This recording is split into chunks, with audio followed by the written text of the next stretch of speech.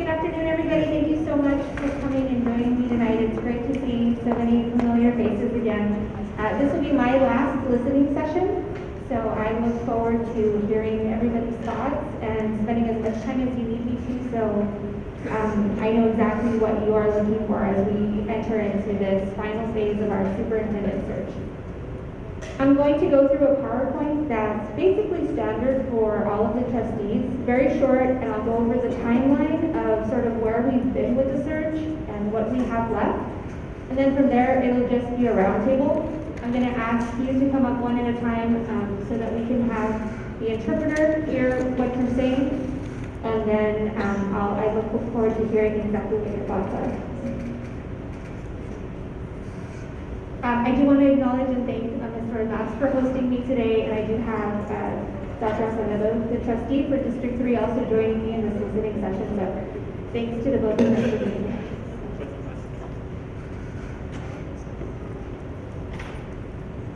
So really quickly, I just want to kind of talk about where we've been so far with this search.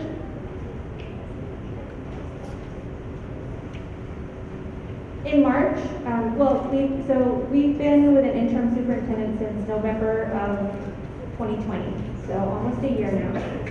In March of 2021, the board hired a search firm, which was Texas Association of School Boards search firm, to assist with the superintendent search process. And this was before my time on the board, so I was not part of that board that was part of this process up to this point. Between May 17th and June 7th, we had 26 virtual community meetings and online surveys, and that was conducted by TASB.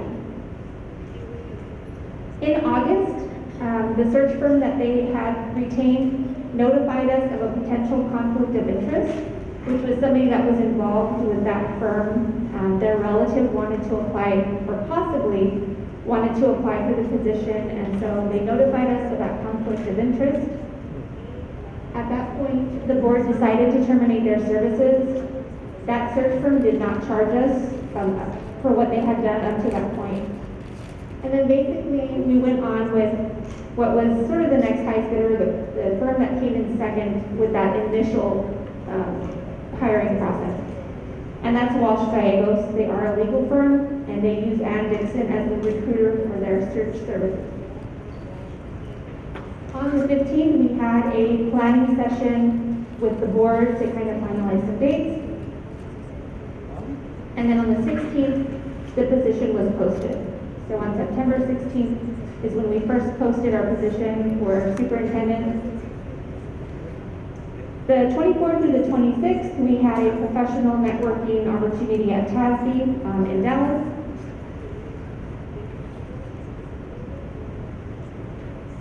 And then that position or that application closes on the 28th.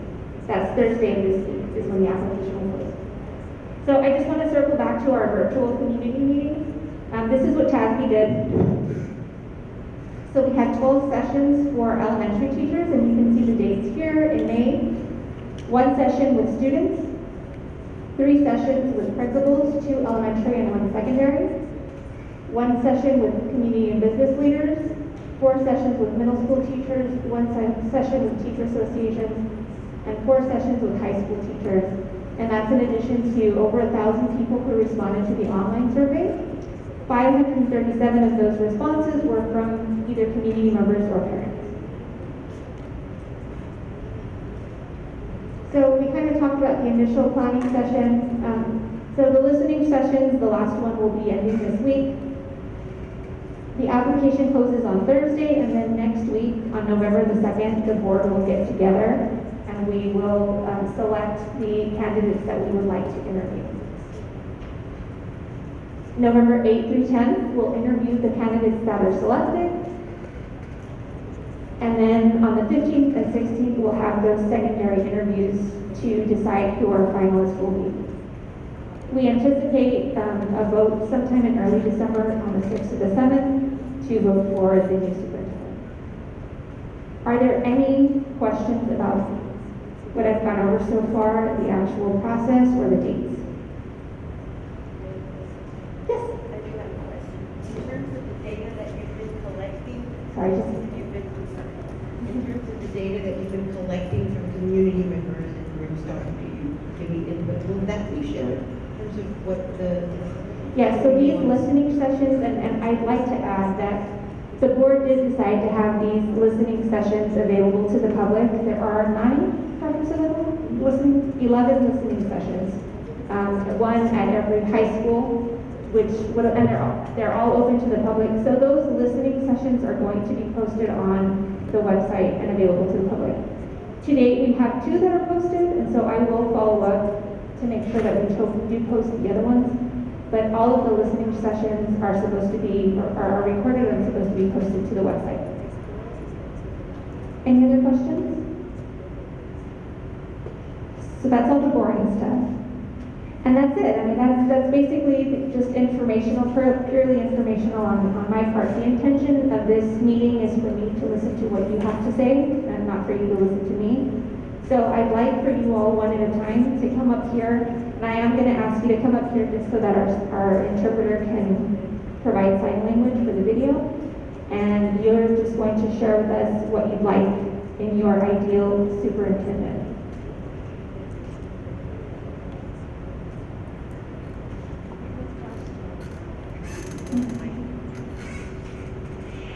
I have a question back to the slide that you mentioned. So the question is there any of those events, the one that's for interview and the next step, interviewing the candidates, what are these processes are available for open for public? So the actual interview will be just the board. The board will be who interviews the candidates. And a lot of that is confidentiality. That's what the board has decided. And so that process will be confidential.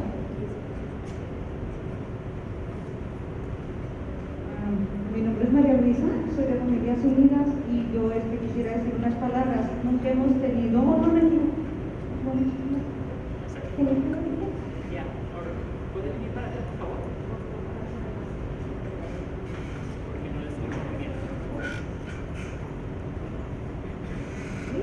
Mi nombre es María Luisa, soy de Familias Unidas y yo lo que quisiera pedir es que nos dieran un elemento con una mujer chicana porque nunca lo hemos tenido y de por sí nunca nos han hecho caso ni han oído nuestras súplicas. Ahora que está Lía, pues nos ha puesto un poco de atención y quisiéramos que tuviéramos a alguien chicano para que él nos entendiera y no hubiese pretexto para alguno para todos. Gracias.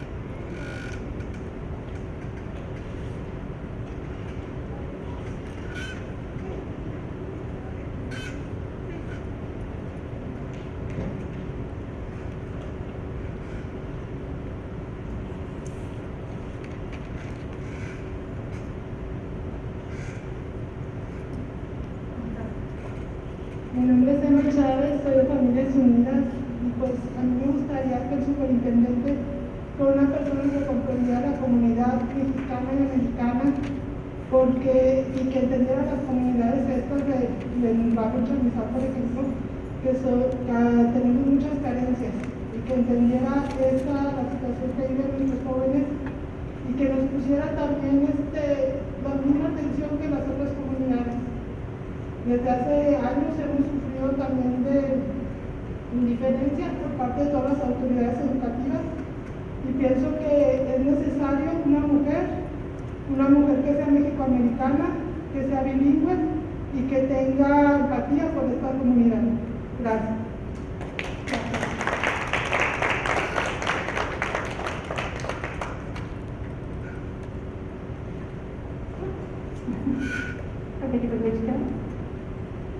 Yes. Sure. I'd like everybody to come up to share their thoughts. Hopefully. Buenas tardes a todos. Mi nombre es Javier Miranda, soy padre del distrito y también soy maestro en el distrito aquí desde el 1987. Y como maestro pues he visto muchas, tengo mi lista. Ahí disculpen, pero ahí vamos. Muchos de mis compañeros, colegas, vienen siendo de maestros o vienen siendo los conserjes. Ha resultado un moral muy bajo al resultado de los escándalos que hemos tenido y la corrupción, y a los últimos años con los últimos dos superintendentes, ¿verdad? So I'm going to switch to English so I can be a little bit more fluent. So because of this low morale that we've been experiencing, we've also experienced a decline in enrollment. And why is that? Well, there's various reasons, but our teachers at this point are feeling very overwhelmed because they're experiencing initiatives that are still remnants of the Cabrera regime. And we have administrators that are still following some of those mandates. And so we're asking right now for a superintendent, como dicen las compañeras, una persona chicana que conoce nuestra comunidad, que no va a ser negociante, sino va a ser una persona que va a servir a nuestra comunidad. Ahorita tenemos lo que ha resultado de la pandemia, the post-pandemic and the pandemic trauma that's been experiencing from our kids. Yo lo veo como maestro. El trauma, the literacy rates, the reading comprehension, the social emotional learning of these kids is taking it's at the forefront, but we're not addressing that. We've got this ed tech reform that's being forced on the kids, and so right now we need a superintendent that can address those issues. A superintendent that has proven has a proven record of boosting morale, encouraging students to do much better academically, right? And so right now en el estado de Texas ahorita estamos abajo de un gobernador y una legislatura republicana que están diciendo que no podemos dar clases de raza, que critica a los anglos. Así que ahorita, como yo maestro de historia mundial y de estudios mexicanos americanos, nos están diciendo qué decir, qué negar. We have to be very censored at this point. And so right now we need a superintendent and trustees to help us out and support us in the classroom. We also need a superintendent que va a respetar a esta comunidad específicamente.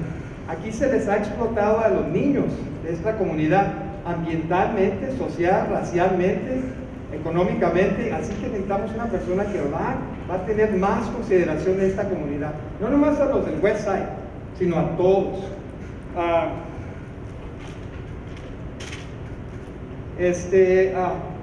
También necesitamos un superintendente que va a consultar a los miembros de la mesa directiva cuando hagan, when they hire el gabinete, que se dice el gabinete, el cabinet, en vez de que él pueda poner sus personas, que se les proporcione esa información a los miembros de la mesa directiva, because we have people that are coming in or have been here in this district, have been complicit with Cabrera and Lorenzo Garcia, and they're in power. So right now we need those people to be like ousted and have people that are true educators that care about this community. Una de las cosas que vimos con el señor Cabrera, en un span of 4 years, he spent $119 million on education tech reform. Ese dinero se había usado mejor para tener más maestros, más apoyo para los alumnos. Pero ¿qué se hizo? Se hizo un negocio con unas personas y unas compañías que nomás no están sirviendo a nuestra comunidad. Así que eso se requiere que un superintendente que venga aquí, que por favor se considere otra vez a la comunidad. We also have an issue with school to prison pipeline. If you folks don't know what that means, cuando me castigaron a mí en el distrito, me pusieron como maestro de alternativa. Lo que quería yo era que eran dos tipos de disciplina, uno para las personas anglos y otra para las personas chicanos, y el castigo era más severo para la gente de nuestra raza que las personas de alto, medios o anglos, ¿verdad? Así que eso se requiere ahorita. Y es que, ya me hago cabo. Ok, y luego aquí está la señorita, la esposa de Beto O'Rourke, la señora Amy O'Rourke, que es miembro de la organización de CREE. Ahorita ellos tienen mucha influencia sobre varios miembros de la mesa directiva. Y ellos ya están haciendo, no tengo comprobantes a este punto, pero ellos están haciendo el énfasis a quién quieren a ellos. Quieren a personas que quieren que pasen los bans. Y ahorita queremos y esa organización, como lo veo yo, con todo respeto, Mr. Ward, es una organización que quiere privatizar a nuestra educación pública. Así que ahorita es la oportunidad para nosotros de tener una persona, elegir una persona que va a representar a los maestros, a los niños, a la comunidad.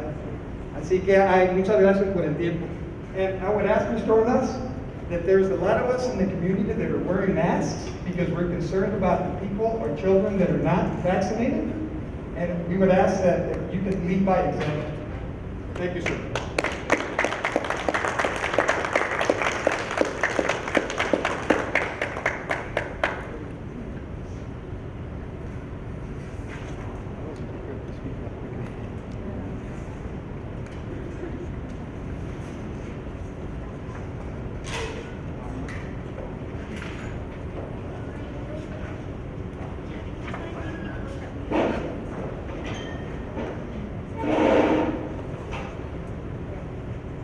My name is Catherine Villegas, and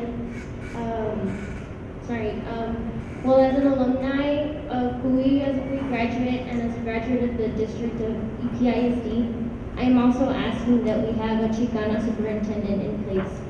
Not only because it's never been done in EPISD before, like ever, we've never had a woman superintendent, let alone ever dream of having a Chicana in place. And so I'm asking that for the sake of the students, for us to be represented not only as a community of Spanish speakers, of an immigrant community, for us to be represented and seen that way and not be disrespected every time that we go in to ask for what we deserve.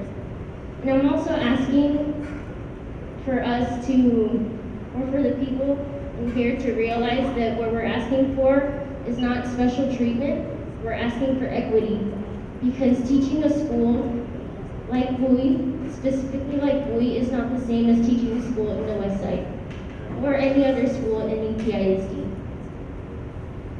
And so I really think that it's important, me having siblings within the district as well, me having other little girls that I care about. I can name 5 different little girls that go to Bowie or that go to Kian and that are coming to Bowie eventually. And I would hate to see them go through the same thing that I did. And I just really think that some things need to change and we need to be represented better as a community. Thank you.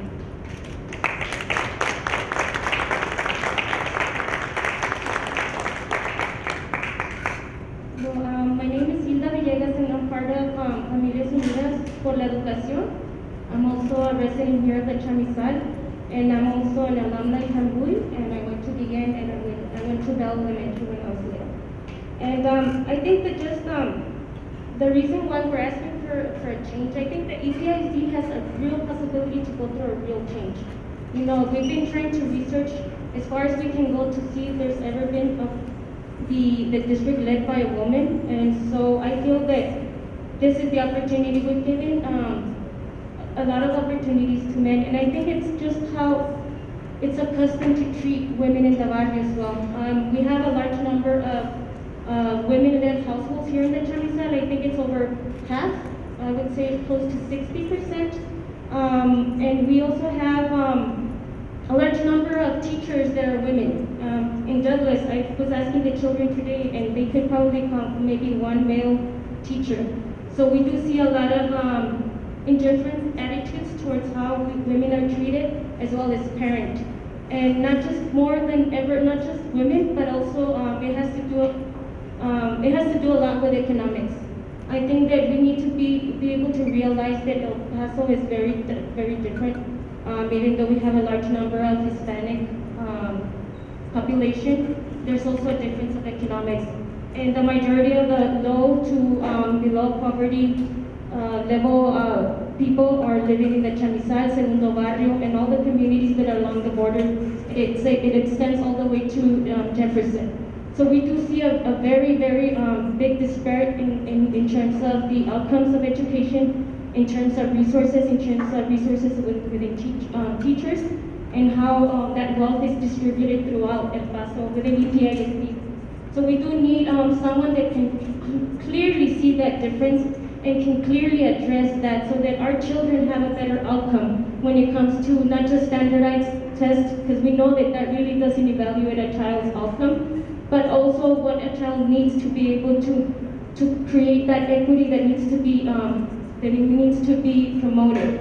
And we're not talking about equal throughout the districts, but we're really talking about a truly evaluation of the equity and how those resources are being distributed within EPISD. And we do need a lot of emphasis on our programs, especially like the dual language program that I fully support, and that needs to be recognized that for our kids, our schools is English only, and getting our kids to learn English, and that's it. And other ones have the privilege to take advantage of the dual language programs. And so I just don't see why Bowie High School or the whole Bowie theater pattern cannot have a dual language program throughout. And I do truly, we're going to continue working with Dr. Izquierdo to be able to push the district to address those needs that clearly are necessities for a community like ours. And I stand with all the young women in the Chamizal that really need a change, because I do see a very big disparity how young women in the barrio and Chicanas are not being able to take advantage of the resources that EPISD is offering. Thank you.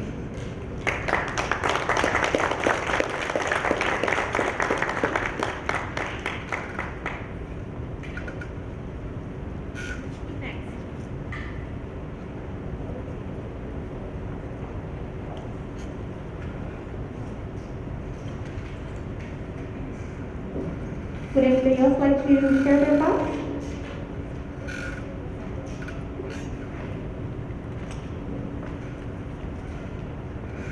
Buenas noches, gracias por estar aquí. Estoy de acuerdo con mucho de lo que han dicho y sí quiero apoyar eso. So I'm saying that I support what they said, I'm behind them on that. But I think for me personally, I would like to see a candidate, a superintendent that has got curriculum under the belt, experience working with curriculum, experience, beginning from a teacher, a director, a principal, moving up the ranks, so that it is someone that understands districts, understands community, and understands how to work the curriculum district-wide. I think that's really important, and I think that should help, right, address a lot of the concerns and issues that we have here. So I'm glad to put that on the table, but de acuerdo con lo que han dicho ustedes.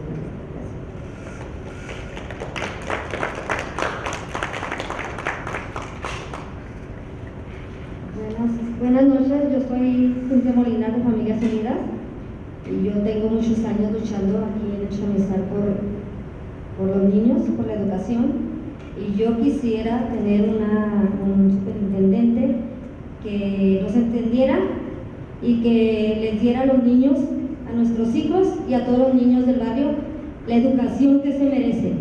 Necesitamos a alguien que trate a los niños igual. No que porque están en otro lado y les dé lo mejor y a nuestros hijos les dé nomás lo que sobra. Las obras no es justo. Queremos a alguien que ya dé igualdad, que deje de estarnos discriminando, la discriminación contra los padres, y que nos escuchen y que sea bilingüe, que hable los dos idiomas, que nos entienda, y que no esté quitando escuelas. Al contrario, habrá más educación para los niños y tener escuelas, que es lo que se merecen nuestros hijos, no las obras. Gracias.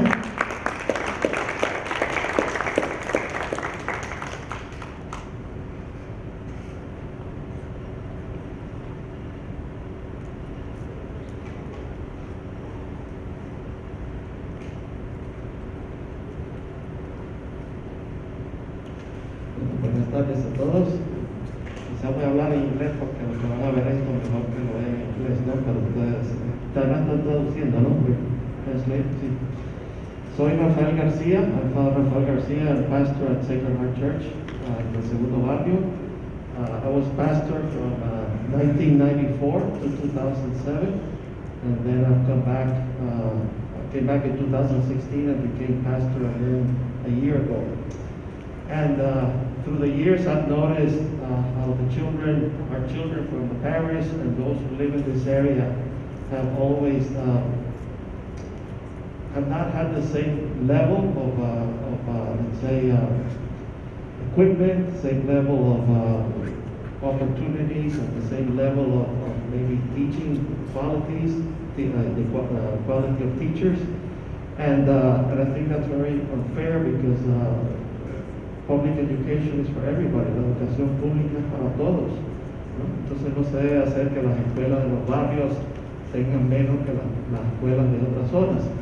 So I think the first thing is that a superintendent would understand this reality that's gone on for years, that there's been discrimination, that some of the areas in the city have not received the same treatment, the same material equipment that they need, the students need, and thus the testing at the end of the school year is not the same. And it's not because of the children's fault, it's because of the system.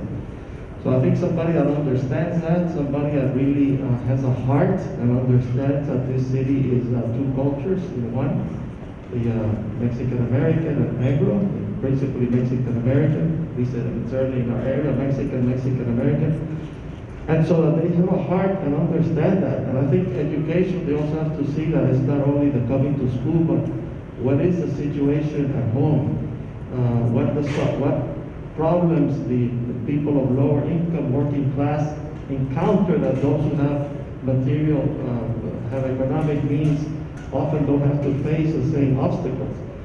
So I think understanding that the children from these areas have a harder path, and they maybe need more support and help. So I think that's very important. And maybe the best way I could summarize, I don't know if any of you have seen the movie. It's an older movie, but it always moves my heart when I see Stand and Deliver. No se conocen la película Stand and Deliver con James Olmos. I mean, that man gave his life because he wanted to serve and teach the children. He was motivated from the heart, and then he got the kids to score very well. Now, I don't think that's a fiction movie. I think that's a real movie, no? And probably watching El Padrecito de Cantinflas también would be helpful if you haven't seen it. Because again, he goes to the homes and see what's happened. Now, of course, the superintendent cannot do all that, but on the other hand, if you have an idea, that's the kind of issues that people have to face. So I would say, the issue of understanding the reality of the border, especially of these poor areas, the obstacles that people have to face to be able to achieve and be able to graduate. It's very disappointing to see how certain schools have scored very low. The potential for students to move on to college is lower in certain neighborhoods, and it's constant. It's not just something that happened one year. That's very disappointing. It shows discrimination or structural problems. And so someone that understands, of course, has a competency to do curriculum, like was mentioned before, that can do the job, but also has a heart for the people that are more needy. And lastly, at the last meeting, we heard about the fact that dual education is the approved system and it's not really being implemented. So I think the issue of really saying we have to do this, we have to find the budget, we have to do the right thing, because it's going to help everybody. The business community also understands that all children being well educated is of interest for all, not only for the parents, but for the whole good of the city.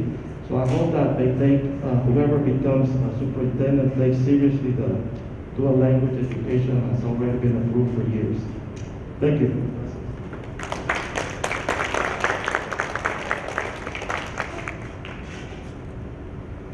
Anybody else like to speak?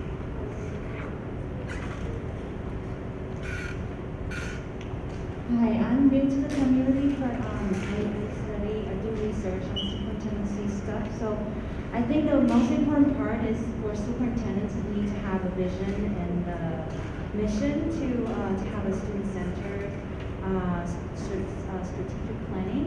And then another part, the practical part is, I think it will be really great to have the superintendent who can provide the first 100 days strategic planning, including having the ESSER fund, really putting it in the right place, focusing on social emotional learning, addressing dual language program issues, teacher shortage issues for bilingual teachers, and also making those information public available to everybody, and not just on the website and having like 120 pages for people to read, and it's hard to understand. So truly making the budget available, making it as a public available information for everybody to access and see they're putting the funding in the right place, not just focusing solely on technology, but truly viewing the student as a whole student.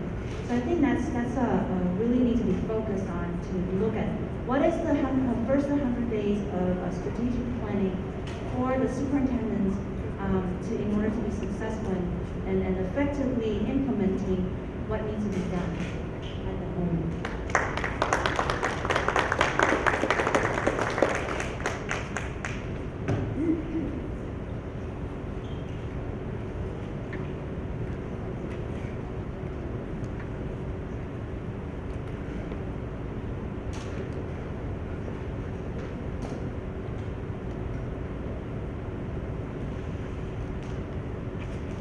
Buenas tardes a todos.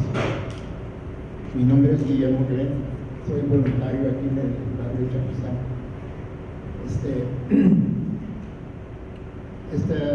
Es tan importante que tengamos una superintendente que pueda entender no nomás la educación, pero también la comunidad, y pueda ser una embajadora así del distrito a todas las escuelas, ¿verdad? Especialmente las escuelas que necesitan.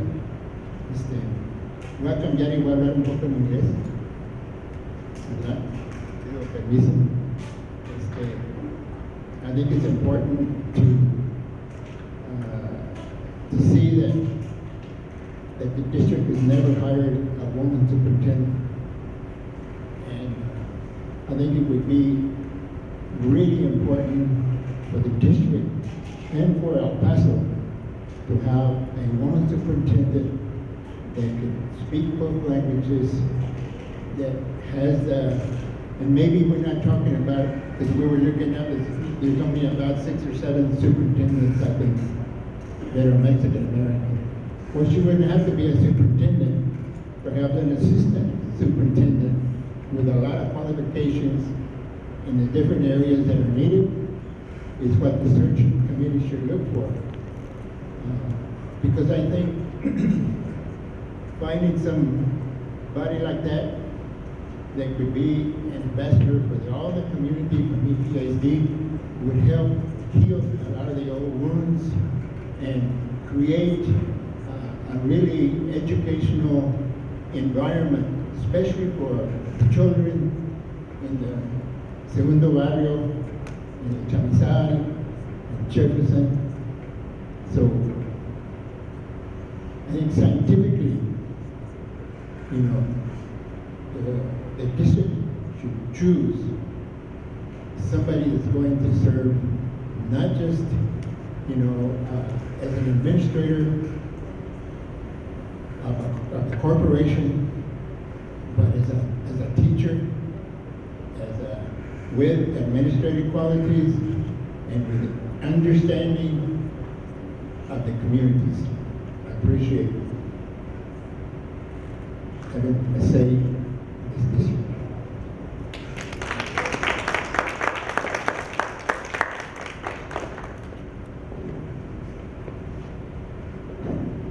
Would anybody else like to come up? Anyone else?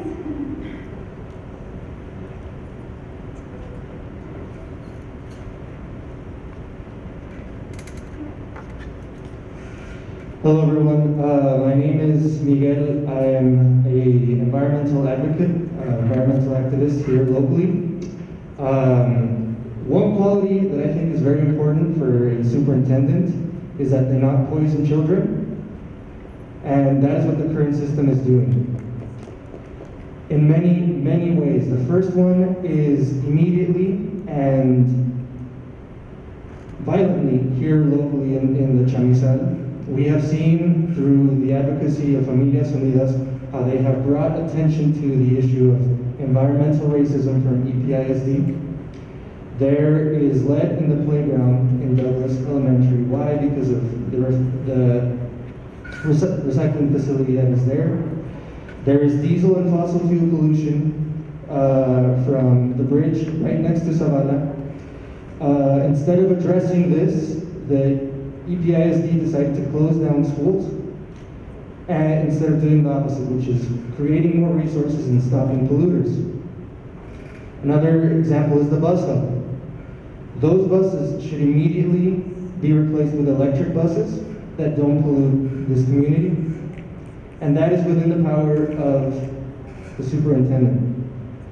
There's also asthma rates, which disproportionately affect this region. So, the quality that I look for in the superintendent would be someone that is brave enough to stand up to the polluters here locally, which include Marathon Oil, Paul Foster's, and Paso Electric, which poison our community members, especially our kids, and for them to lead by example, because my generation and kids that are younger than me live with the psychological terror that is the climate crisis and the psychological terror of people in power not doing anything about it. So, in short, again, I want a superintendent that does not poison children. Thank you.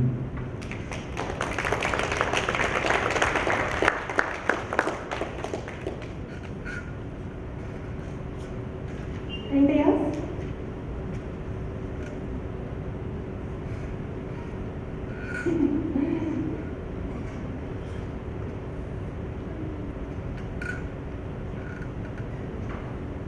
Hi everyone, I'm Anna Fuentes. I'm also an environmental activist with you. I really didn't want to come up here because I felt like I would be taking up space, but I reflected a little and I feel like my silence only encourages people who feel that they can neglect communities. So I'm also a EPISD graduate, and I'm also, I learned English as a second language, so I learned English at EPISD, so everything that this community has mentioned about English and dual language programs really resonates with me because I don't know how to concisely explain the psychological trauma that forcing a child and making them feel like they're dumb because they speak a different language.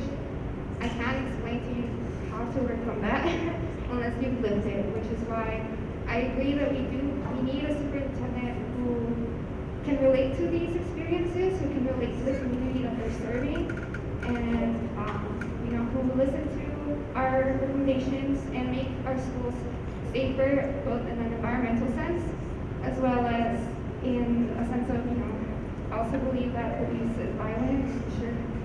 And from my own experiences, even as a high school student, being harassed by my campus police, just make the environment safer in every way possible for our students. And that's what it is.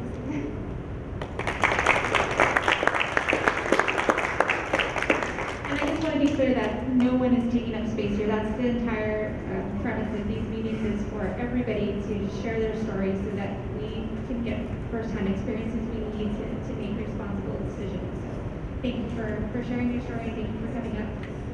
I would love to hear everybody's stories. So if anybody else would like to come up, now is the time.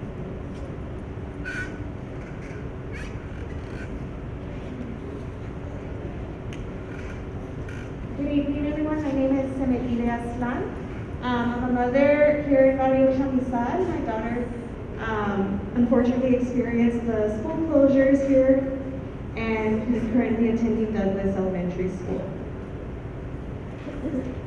When a woman leads, she could change the world. When we propose that we have a Mexican-American Chicana mujer be our next superintendent, I would advocate for a woman to lead anything, right, to make the world right. Many of us know that we live in a society that is dominated by men. And if we when we talk about a superintendent that's a woman and respects us, we're talking from an experience of having been disrespected from previous superintendents and administration at EPISD. As a parent, we were made to feel as if we had no say in our children's education. As a parent, we were demeaned. We were called protesters. The superintendent blogged about us negatively. The PR campaign against parents under the previous administration was deceitful, deceptive, and demeaning to us as women. We advocate for a woman superintendent, but not just any woman. We advocate for a Chicana, because Chicana is more than an identity, is a political stance that understands the history of what the systematic racism within institutions such as public schools have done to Hispanic, Spanish-speaking, low-income people historically, presently, and we don't want to see that in our future.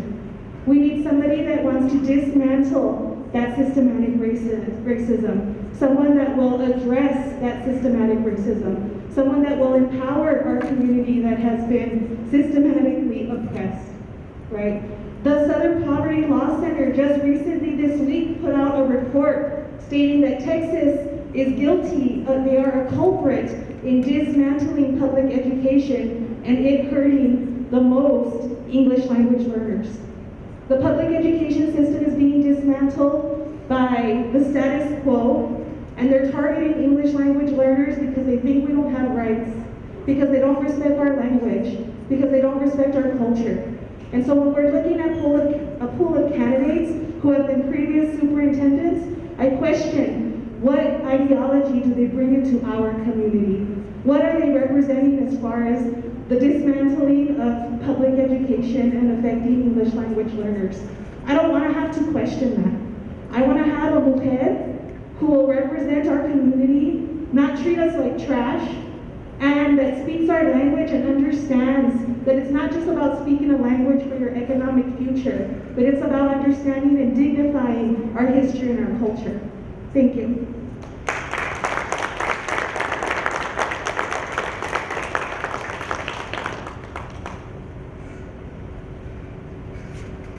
Anybody else? Anybody else like to speak?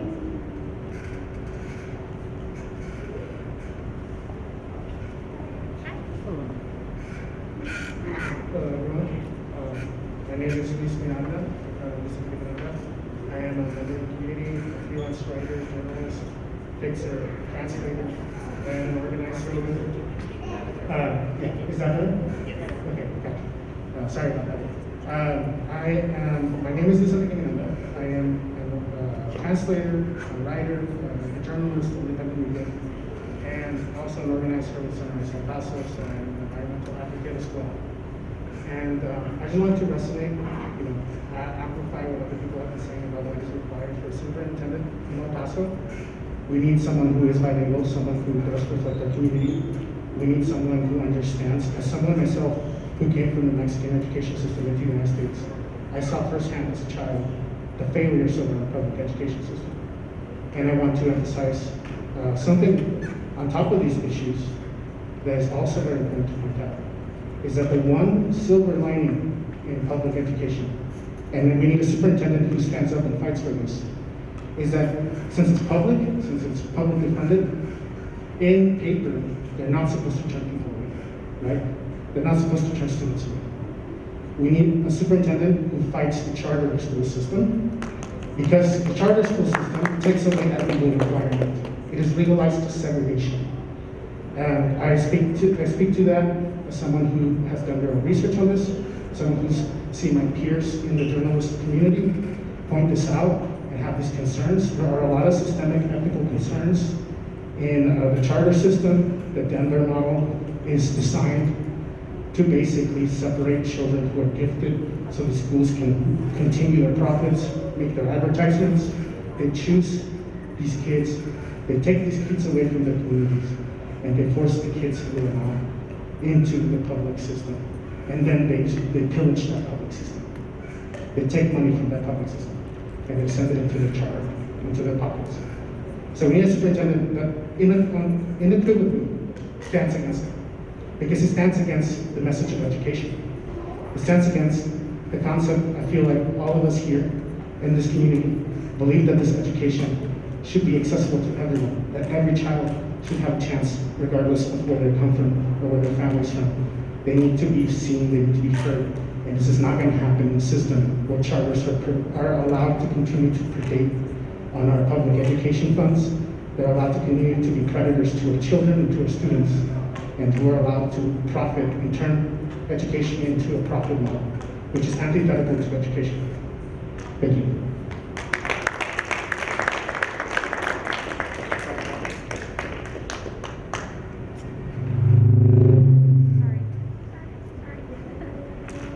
Would anybody else like to speak?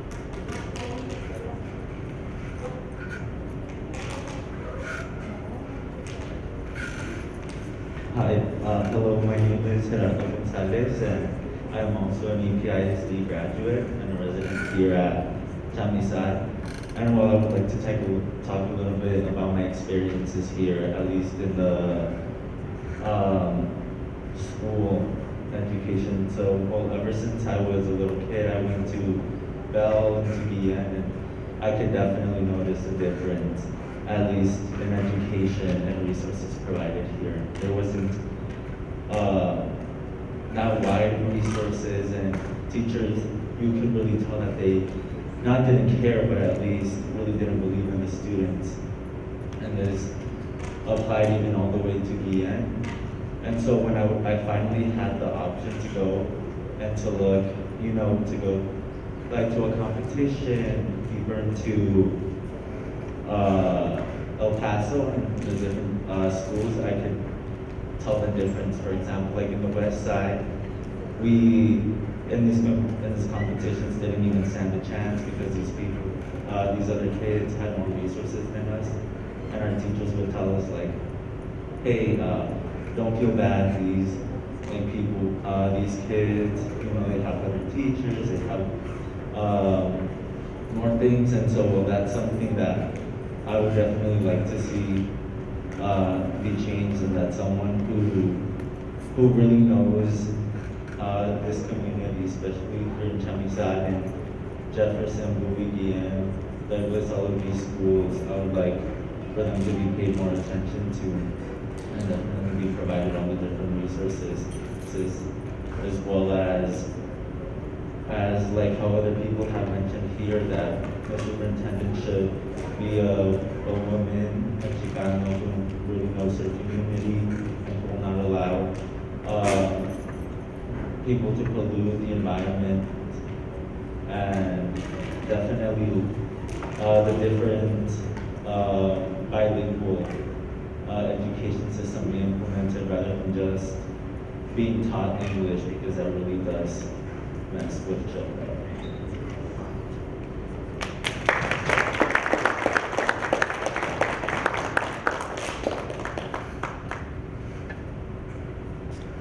Anybody else? Is that it?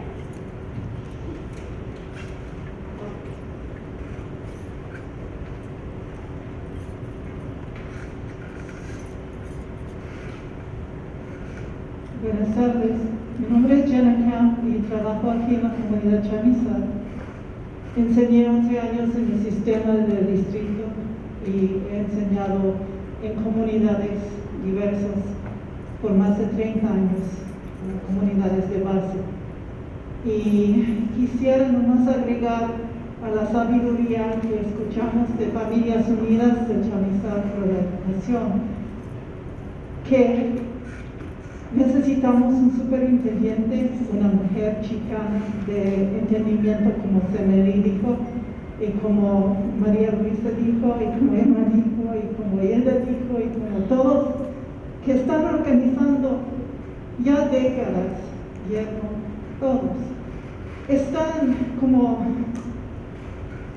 lo que la persona que ocupa esta posición necesita, no es simplemente una educación sobre la educación.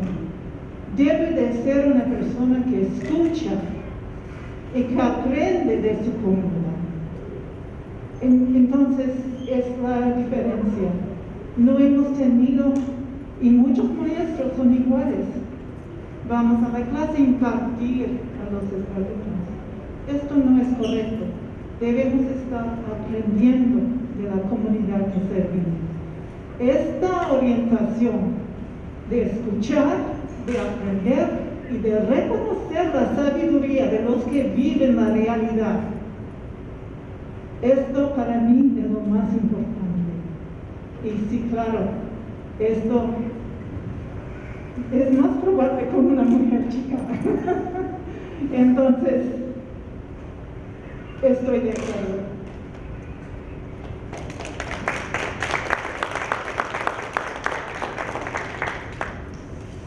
Any left? Any other brave souls?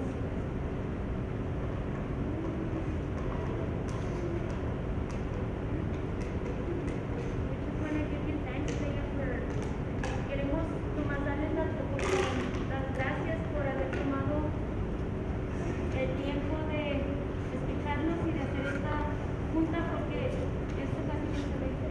De veras, antes de ustedes no habíamos visto que hicieron un esfuerzo de venir a nuestra comunidad y de veras empujarnos para participar como padres. Entonces, esto se le agradece. We really appreciate you taking the time to listen to us, and we hope that we do see some of our ideas and our proposals and how that superintendent is to represent a community that has been very well put aside. And I always appreciate you all coming and sharing your work. It's a lot of work what you all do to advocate for your community. It takes a lot, and so I appreciate everything that you all do as women, as parents. And so thank you all for being here, every single one of you. I didn't want to spend too much time talking because this really was a place we need to hear you, but I will close out and say that as I go about this process, and from the very beginning of me being a trustee, I will tell you that I promise to be absolutely committed to doing the best thing is for this area. We are the only district in this region where we have such a high disparity between the highest performing schools and the lowest performing schools. And that gap just shouldn't be happening. And we talk about this every time we get together. We talk about what's wrong, but it's time to do what's right. And so you have my word that as I enter this process, I'm absolutely going to be thinking about the person that is going to be fighting. And I don't use that word lightly, because I think it's really important that we use the right words. A person that is going to be fighting for the entire district, and especially the parts of the district that have been neglected for so long. So you have my promise on that, and we will see each other soon. That's always the intent, is to continue to meet, to continue to have these conversations. And again, I thank every single one of you for being here. Thank you, Mr. Adas, for hosting me, the interpreters that provided translation services, Dr. Acevedo, who also came. It's really wonderful for everybody to get together and share their thoughts. So thank you all, and I hope you all have a wonderful night, and we will talk soon.